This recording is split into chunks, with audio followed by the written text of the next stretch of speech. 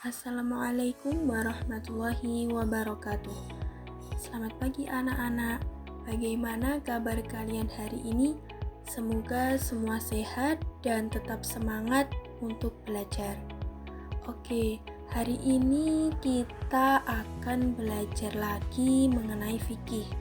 Ada yang tahu hari ini kita akan belajar tentang apa? Ya, jadi hari ini kita akan belajar tentang rukhsah. Nah, jadi apa sih rukhsah itu?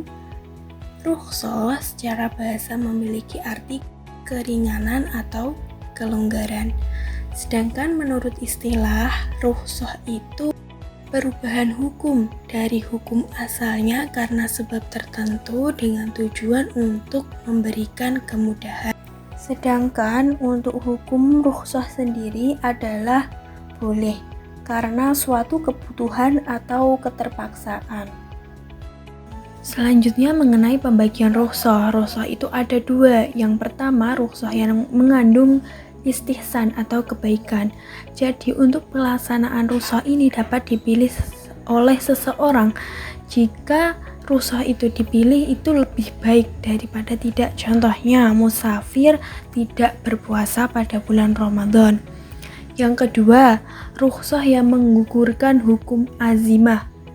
Hukum yang awalnya haram dapat menjadi halal karena rukhsah dalam keadaan tertentu. Contoh, seseorang itu di hutan dan dia tidak menemukan makanan apapun selain babi. Nah, babi itu kan haram dimakan. Tetapi karena dia sudah lapar dan apabila dia tidak makan malah membahayakan nyawanya, maka dia boleh memakan babi tersebut dengan syarat sesuai dengan kadarnya. Selanjutnya, penerapan rukhsah dalam ibadah. Yang pertama, sholat. Rukhsah ini diberikan untuk mereka yang sedang dalam perjalanan, bukan tujuan maksiat, dan jarak tempuhnya mencapai kurang lebih 80 km.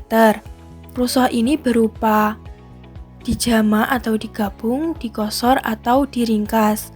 Jama ini untuk sholat zuhur dan asar atau sebaliknya, maghrib dan isya atau sebaliknya. Untuk kosor, sholat yang diringkas ini hanya untuk sholat zuhur, asar, dan isya masing-masing 2 rakaat. Kemudian rukhsah sholat juga diberikan kepada mereka yang tidak mampu melaksanakan sholat dengan berdiri. Itu bisa dilaksanakan dengan duduk, berbaring, atau isyarat. Yang kedua, rukhsah dalam puasa diberikan kepada golongan tertentu saja. Contohnya, orang yang sudah lanjut usia dan tidak mampu melaksanakan puasa, maka boleh meninggalkan puasa, kemudian diganti dengan membayar fidyah dengan ketentuan tertentu. Yang ketiga, rukhsah dalam zakat. Bayaran zakat bisa berupa uang dan teknis pembayarannya bisa diwakilkan pada orang lain atau biasanya pada amil.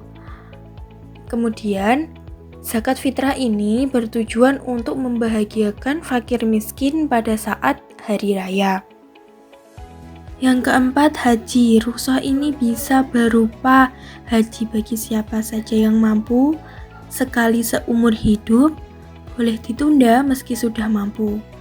Misalnya, seseorang sudah mampu dalam segi fisiknya maupun materi, namun keadaan tidak mendukungnya untuk melaksanakan ibadah haji, seperti pada masa COVID kemarin. Kemudian untuk pelaksanaan ibadah haji ini boleh memilih antara tamattu, qiran maupun ifrad. Tamattu itu pelaksanaannya umroh terlebih dahulu, kemudian haji. Qiran itu pelaksanaan haji dan umroh digabung menjadi satu ihram. Dan ifrad itu pelaksanaannya haji terlebih dahulu, kemudian umroh. Selanjutnya badal haji. Badal haji ini yaitu pelaksanaan haji yang diwakilkan oleh orang lain sebab tertentu, seperti meninggal dunia maupun tidak mampu melaksanakannya sendiri. Selanjutnya, dam Dam ini merupakan denda ketika seseorang melanggar syarat-syarat dalam beribadah haji.